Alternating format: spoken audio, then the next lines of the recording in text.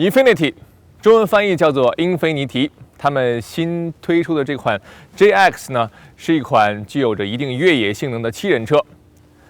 作为 Infiniti 家族的最新成员，这辆 JX 具备着 SUV 以及多功能用途车的综合属性。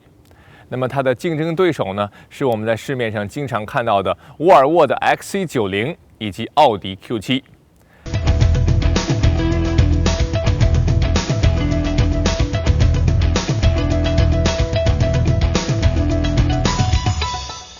那么从外观上来看呢 ，JX 比我们上一次试驾的 SUV 尼桑的 Murano 还要大一些，是一个十足的大块头。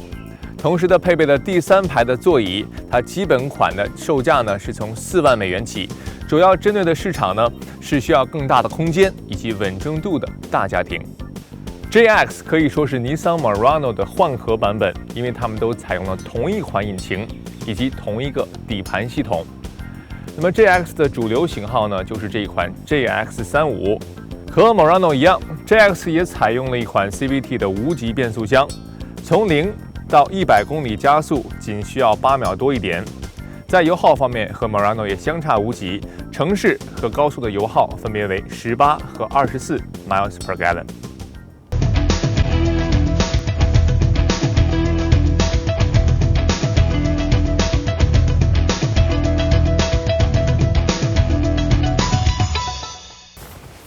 好，我们来看看车子的内饰，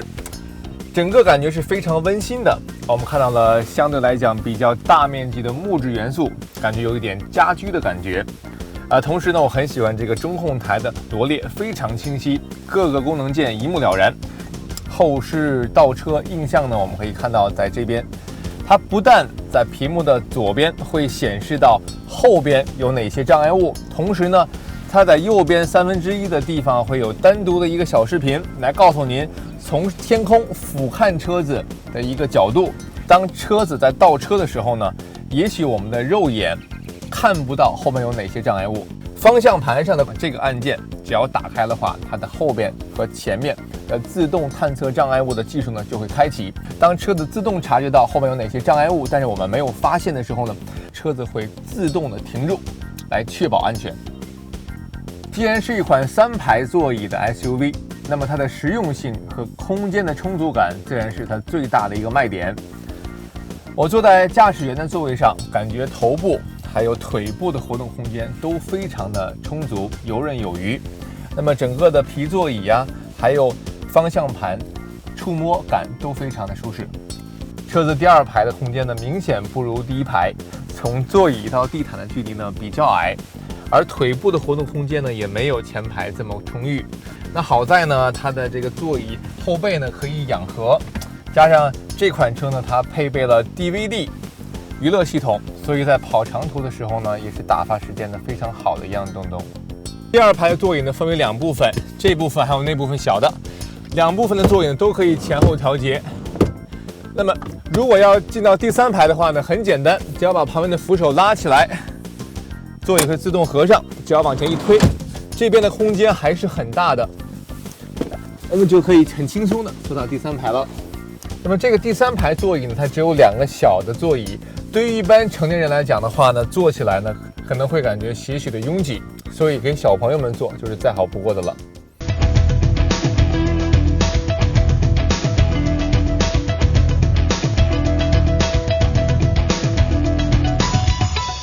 车子在驾驶起来的时候，并没有因为它的体积比较大而感觉笨重，从方向盘的操控啊，到整个驾驶的感觉还是比较灵巧的。整个车子感觉的视线都非常好，高度呢也可以一览无余看到前面的车子。这款车感觉整体的那种一体感还是比较突出的。车子在忽然间转弯的时候呢，或者是变道的时候呢，并没有很大的晃动感，这也是它的一个优点。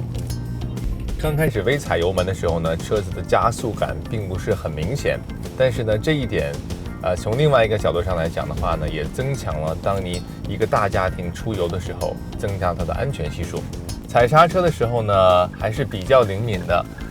如果跟上一次我们试开过的 Murano 来比的话呢，稍微的迟钝了一点，可能也是跟它的车身体积和重量都有关系。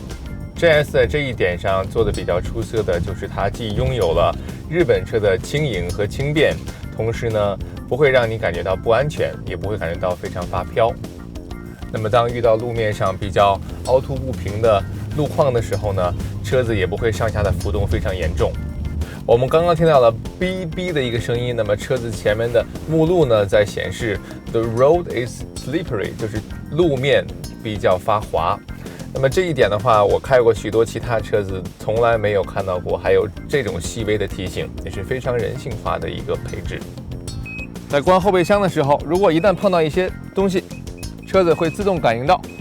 然后会自动再收回来。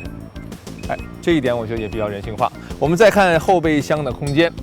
如果把第3排座椅拉开的话呢，那么后备箱的距离呢就会变得比较狭小了，也许只能放2个小的手提包。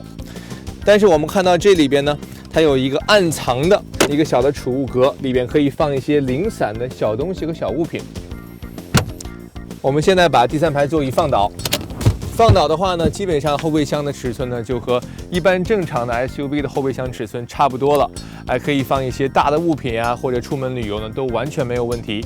而且它的第2排座椅同时也可以放倒。如果你要出门去滑雪，或者是要进行一些小型搬家的话呢，只要把第2排座椅放倒的话呢，车内非常充裕的空间。如果电视机前的您追求的是驾驶起来的速度感以及刺激的话，那么这款 GX 显然不是您的首选。但是如果您要追求的是豪华的内饰以及充裕的空间的话呢，那么这款 GX 绝对是您不错的选择。